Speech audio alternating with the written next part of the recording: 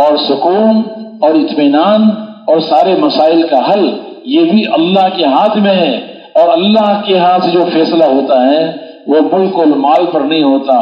زمین اور جائیداد پر نہیں ہوتا، دنیا کے مادی نقشوں پر نہیں ہوتا، بلکہ اللہ کے ہاں جو فیصلہ ہوتا ہے وہ ایمان اور احکامات پر ہوتا ہے اور اعمال محمد صلی اللہ علیہ وسلم پر ہوتا ہے۔ اس لیے جو ہر حال میں اللہ کی مرضی کے مطابق زندگی گزارے گا اور نبی کے طریقے پہ چلے گا، اللہ اپنی قدرت سے اس سے راضی ہو کر اللہ اس کی دنیا بھی بنائیں گے اور اس کی آخرت بھی بنائیں گے۔ یہ اللہ کے وعدے ہیں، جسے اللہ تعالیٰ نے یہ اپنے وعدے بیان کیے کہ دیکھو اپنے آپ کو میرے حکموں کا تابع بنا لو، اپنے دلوں کو میرے تعلق سے بھول لو۔ ایمان اللہ کے تعلق کا نام ہے، یہ لا الہ الا اللہ یہ کلمہ معرفت بھی ہے اور یہ کلمہ عبدیت بھی ہے، اللہ کو بھی پہچان، اللہ کا تعارف بھی ہے اس میں، اور اللہ کا بندہ بن کے زندگی گزارنے کا کبھی اقرار ہے۔ اس لیے ہر حال میں یہ دیکھنا کہ میرا اللہ مجھ سے کیا چاہتا ہے، اللہ کی اس چاہت کو حضرت محمد صلی اللہ علیہ وسلم کے مبارک طریقے پہ پورا کرنا، یہ کامیابی کے ذریعہ ہے۔ اس لیے فرمایا کہ دیکھو تم اگر کامیابی چاہتے ہو تو قد افلح المؤمنون، وہ ایمان والے کامیاب ہو گئے، الذین هم فی صلاتهم خاشعون، جو اپنی نمازوں میں خشوع کرنے والے ہیں۔ قد افلح من زکاہا، کامیاب انسان وہ ہے کہ جس نے اپنے آپ پر محنت کر کے اپنے آپ کو پاکیزہ بنا لیا، اپنے دل کو غلط یقین سے پاک کیا، آنکھوں کو حرام دیکھنے سے پاک کیا، زبان کو حرام بولوں سے پاک کیا، کان کو حرام آوازوں کے سننے سے پاک کیا، ہاتھوں کو ظلم سے پاک کیا، اور اپنے پاؤں کو اللہ کی نافرمانی کی طرف چلنے سے پاک کر لیا۔ یہ کامیاب انسان ہے۔ وقد خاب من دساہا، اور جس نے اپنے آپ کو گناہوں سے پراگندہ کر لیا، دل کو غلط یقین سے گندا کیا، آنکھوں کو اللہ کی نافرمانی سے گندا کیا، زبان کو اللہ کی نافرمانی سے گندا کیا، ہاتھ اور پاؤں کو اللہ کی نافرمانی سے گندا کر لیا، فرمایا کہ وہ ناکام ہو گیا، چاہے وہ پیسے والا ہے، چاہے وہ غریب ہے، مالدار ہے، بادشاہ ہے، فقیر ہے، تاجر ہے، زمیندار ہے، شہر کا رہنے والا ہے یا دیہات کا رہنے والا ہے، جو اپنے آپ پر محنت کر کے اپنے آپ کو پاکیزہ بنائے گا، اپنے آپ کو صفات حمیدہ سے آراستہ کرے گا، ایمان کی حقیقت کو حاصل کرے گا اور اپنے پورے جسم کو اللہ کی احکامات سے مزین کرے گا اور گناہوں سے اپنے آپ کو بچائے گا، یہ کامیاب انسان ہے۔ قد افلح من تزکا، جو خود پاکیزہ بن گیا، اپنے آپ پر محنت کر کے اپنا ایمان بنا لیا، اللہ سے تعلق بنا لیا اور اپنے پورے جسم کو اللہ کی مرضی کے مطابق استعمال کر کے اعمال صالحہ کرنے والا بن گیا، فرمایا کہ یہ کامیاب ہو گیا۔ اب اگر یہ ہم سے اس ایسے انسان کو ہم دل کا اطمینان بھی دیں گے، الذین آمنوا وتطمئن قلوبهم بذکر اللہ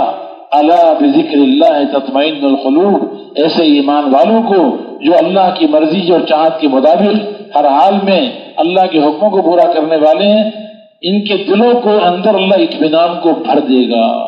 ان الذین آمنوا وعملوا الصالحات سيجعل لهم الرحمن ودا، ان کی محبت اللہ سارے انسانوں کے دلوں میں ڈالے گا، جانوروں کو دلوں میں اللہ ان کی محبت ڈال دے گا۔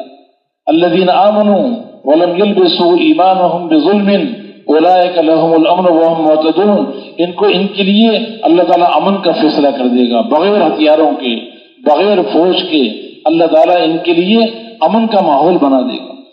من عمل صالحا من ذکر او انثى وهو مؤمن فلنحيينه حیاة طیبہ، دل کا ایمان تیار کر لیا، ایمان کی حقیقت دل میں بھری ہوئی ہے اور پورا کا پورا جسم اللہ کی مرضی کے مطابق استعمال ہو رہا ہے، جسم سے اعمال صالحہ نکل رہے ہیں، فرمایا کہ ایسے انسانوں کو ہم دنیا کی ان کی زندگی بھی پاکیزہ بنائیں گے، دنیا کی زندگی پاکیزہ بنائیں گے، آخرت میں بڑے بڑے انعامات دیں گے۔ وَلَوْ أَنَّ أَهْلَ الْقُرَىٰ آمَنُوا وَاتَّقَوْا لَفَتَحْنَا عَلَيْهِمْ بَرَكَاتٍ مِّنَ السَّمَاءِ وَالْأَرْضِ، جس کو جو حقیقت تقویٰ کی حقیقت جس نے حاصل کر لی، گناہوں سے اپنے آپ کو بچا لیا، اللہ کے احکامات کا پابند بن کے زندگی گزارنے والا بن گیا اور ایمان کا کمال بھی اس نے حاصل کر لیا، ہم ان کے لیے زمین سے برکتیں نکالیں گے، آسمان سے برکتوں کے دروازے ان کے لیے کھولیں۔ وَكَانَ حَقًّا عَلَيْنَا نَصْرُ الْمُؤْمِنِينَ، ان کی مدد کرنا یہ ہمارے اوپر حق ہے. إِنَّا لَنَنصُرُ رُسُلَنَا وَالَّذِينَ آمَنُوا فِي الْحَيَاةِ الدُّنْيَا وَيَوْمَ يَقُومُ الْأَشْهَادُ، ہم اپنے رسولوں کی مدد کریں گے ضرور بضرور، اور جو ان کے اوپر ایمان لانے والے ہیں ان کی بھی ہم ضرور بضرور مدد کریں گے، دنیا میں بھی آخرت میں بھی. اللہ ولی الذین آمنوا، ایسے ایمان والوں کا اللہ بھی دوست ہے. اللہ ایسے لوگوں کا دوست بن جاتا ہے. اور جب اللہ کسی کا دوست بن جائے تو بتاؤ اس کا کوئی کام بگاڑ سکتا ہے؟ اس کے مسائل کو کوئی بگاڑ سکتا ہے؟ جس کا اللہ دوست بن جائے اس کے سارے کام اللہ بنا دے. یہ زندگی ہے کامیابی والی، جس کی طرف ہر نبی نے آ کے دعوت دی ہے، اور نبی نے آ کے لوگوں کی اس بات سمجھائی ہے کہ دیکھو تمہارا اصل کام ملک اور مال کا حاصل کرنا نہیں ہے، تجارت زمیندارہ نہیں ہے. یہ دنیا کے جتنے اسباب ہیں یہ تو اسباب ہیں، تمہاری حاجتیں ہیں، ضرورتیں ہیں، ان سے تمہیں روکا نہیں جا رہا. ان کے اندر یہ تو گزارے کے لیے دیے گئے، ان سے اپنا گزارا کرو، ان کے اندر بھی اللہ کے احکامات کو پورا کرو. لیکن اصل تمہارا کام یہ ہے کہ اب ایسی محنت کرو کہ تمہارے اندر کا یقین بدلے، دلوں کا یقین ٹھیک ہو، جسم سے نکلنے والے اعمال ٹھیک ہوں. اور یہ پورا کا پورا دین جو قرآن کی شکل میں اللہ نے نازل کیا، اور حضرت محمد مصطفیٰ احمد مجتبیٰ، دو جہاں کے سردار، سید الانبیاء والرسل، سارے نبیوں کے سردار، سارے رسولوں کے سردار حضرت محمد مصطفیٰ صلی اللہ علیہ وسلم جو زندگی لے کر آئے، جو پاکیزہ زندگی لے کر آئے، اس زندگی کو اختیار کرو گے تو دنیا کے بھی تم بادشاہ ہو، دنیا میں بھی تم کامیاب ہوگے، اور آخرت بھی تمہارے لیے ہے. اس لیے کامیابی کا راستہ، عزت کا راستہ اللہ کا حکم اور حضرت محمد صلی اللہ علیہ وسلم کا مبارک طریقہ ہے. اللہ نے ہمیں، جیسے اللہ تعالیٰ اپنے بندوں پر بہت مہربان اور بہت اپنے بندوں پر احسانات کرنے والے ہیں. اللہ کے بعد اس امت پہ سب سے زیادہ احسان ہمارے اور آپ کے پیارے نبی، دونوں جہاں کے سردار، امام الانبیاء، سید الاولین والآخرین، حضرت محمد مصطفیٰ احمد مجتبیٰ صلی اللہ تعالیٰ علیہ وسلم کا احسان ہے کہ آپ نے اپنی امت کے لیے، اپنی امت کو کی ہدایت کے لیے، اپنی امت کو جنت میں لے جانے کے لیے، جہنم سے بچانے کے لیے، دنیا اور آخرت کی ناکامی سے بچانے کے لیے آپ نے کتنی تکلیفیں اٹھائی، کتنی مشقتیں آپ نے اٹھائی. اللہ کا پیغام پہنچانے کے لیے کیا کیا تکلیفیں آپ کو دی گئی، اس کا ہم تصور نہیں کر سکتے. ورنہ آپ کو کیا ضرورت تھی؟ آپ تو جنت کے خود مالک ہیں. اللہ نے آپ جنت کی چابی آپ کو دی ہے. آپ سب سے پہلے جنت میں داخل ہوں گے. آپ نے فرمایا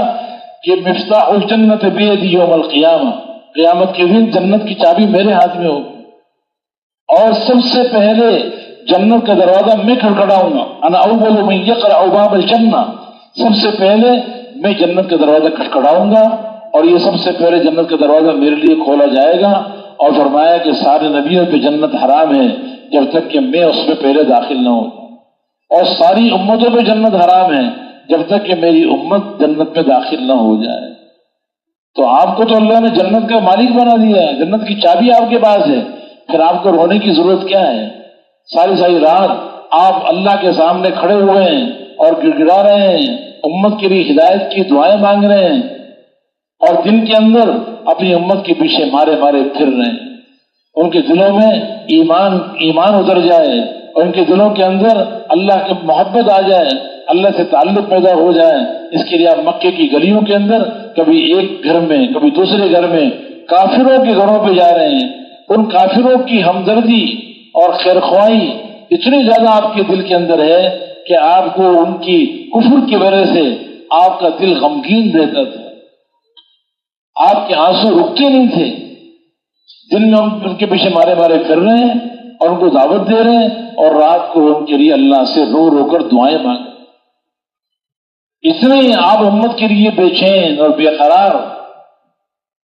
کہ اللہ تعالیٰ کو بھی تسلی دینے کے لیے آیتیں اتارنی پڑی کہ میرے پیارے نبی، کیا ان لوگوں کے ایمان نہ لانے کی وجہ سے آپ اپنے آپ کو ہلاک کر ڈالیں گے؟ فَلَعَلَّكَ بَاخِعٌ نَفْسَكَ عَلَىٰ آثَارِهِمْ إِن لَّمْ يُؤْمِنُوا بِهَٰذَا الْحَدِيثِ أَسَفًا. کہ ان لوگوں کے ایمان نہ لانے کے غم میں اور افسوس میں کہ آپ اپنے گلے کو گھونٹ ڈالیں گے؟ فلا تذهب نفسك عليهم حسرات، ایسا نہ ہو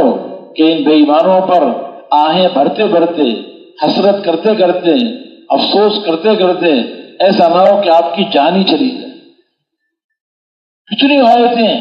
آپ کی دل کی تسلی کے لیے اتاری، اتنا آپ کے دل کے اندر اپنی امت سے تعلق تھا۔ کوئی ماں باپ اپنی اولاد سے اتنی محبت نہیں کرتے، اتنی خیر خواہی نہیں کرتے، اتنی شفقت نہیں کرتے جتنی حضور صلی اللہ علیہ وسلم کو اپنی امت سے تھی۔ امت کی ہدایت کے لیے آپ نے بھوک برداشت کی، پیاس برداشت کی، تکلیفیں برداشت کی کہ میری امت کو ہدایت مل جائے، کوئی بھی میری امت میں سے کفر کی حالت میں اس کی موت نہ آئے۔ یہ اندر کا غم اور یہ بے چینی آپ کی نیند کو اڑا دیتی تھی اور آپ کو ان کے گھروں پہ جانے پہ مجبور کرتی تھی۔ اس لیے آپ نے فرمایا کہ مثلی و مثلکم کمثل رجل استوقد نارا فجعل الفراش والجنادب يقعن فيها وهو يذبهن عنها فأنا آخذ بحجزكم عن النار وأنتم تفلتون بين يدي هلموا عن النار هلموا عن النار هلموا عن النار۔ فرمایا میری اور تمہاری مثال ایسی ہے جیسے کسی شخص نے آگ جلائی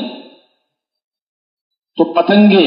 اور پروانے اس آگ میں گر گر کر جل جل کے ختم ہونے لگے، اور وہ پتنگوں کو اور پروانوں کو آگ سے دور کر رہا ہے، لیکن وہ اس کے ہاتھوں سے پھسل پھسل کے گرتے جا رہے ہیں اور جلتے جا رہے ہیں۔ تو فرمایا کہ میں تمہاری میانے کمر سے پکڑ پکڑ کر تمہیں جہنم کی آگ سے دور کر رہا ہوں، اور یہ کہہ رہا ہوں کہ دیکھو تم میرے پاس آ جاؤ، میری زندگی، میری اتباع کر لو، میرے طریقوں میں چلنے والے بن جاؤ تو جہنم کی آگ سے بچ جاؤ۔ یہ کیفیت تھی حضور اکرم صلی اللہ علیہ وسلم کی۔ اپنی امت کے لیے آپ بہت بے قرار رہتے تھے، اس طرح تعلق تھا آپ کا امت کے ساتھ کہ ایک مرتبہ حضرت عائشہ رضی اللہ تعالی عنہ نے دیکھا کہ حضور اکرم صلی اللہ علیہ وسلم بہت خوش نظر آ رہے، تو دل میں خواہش پیدا ہوئی کہ اللہ کے نبی سے دعا کرا لو۔ جیسے آج کل بھی جب عورتیں دیکھتی ہیں کہ ہمارا خاوند بہت خوش نظر آ رہا ہے، اس کا موڈ اس وقت بہت اچھا ہے، تو اپنی اپنی فرمائشیں کرتی ہیں، کوئی اچھے کپڑے مانگتی ہے، کوئی اچھی گاڑی مانگتی ہے، مختلف اپنی فرمائشیں کرتی ہیں کہ آج جو کہوں گی میری بات مانی جائے گی۔ تو حضرت عائشہ رضی اللہ تعالی عنہ انہوں نے دیکھا کہ اللہ کے نبی بہت خوش ہیں، انہوں نے بھی فرمائش کی۔ کیا فرمائش کی؟ دنیا کے کپڑوں کی نہیں، یہاں کے مکانات کی نہیں، یہاں کے کھانوں کے لیے نہیں، یہاں کی دنیا کی خواہشات کے لیے نہیں، بلکہ کہا کہ اللہ کے نبی ادعو اللہ لی، اے اللہ کے نبی آپ میرے لیے دعا کر، آپ میرے لیے دعا کر۔ اللہ کے نبی کی دعا کو مل جانا یہ تو ساری کائنات اور جو کچھ اس میں ہے اس سب سے کئی گنا زیادہ بہتر ہے۔ تو حضور صلی اللہ علیہ وسلم نے دعا کی کہ اللہم اغفر لعائشہ ما تقدم من ذنبها وما تاخر وما اصرت وما اعلنت، اے اللہ تو عائشہ کے سارے گناہ معاف فرما، اگلے بھی پچھلے بھی، اعلانیہ کیے چھپ کر کیے، انہوں نے کیا گناہ کرنے تھے؟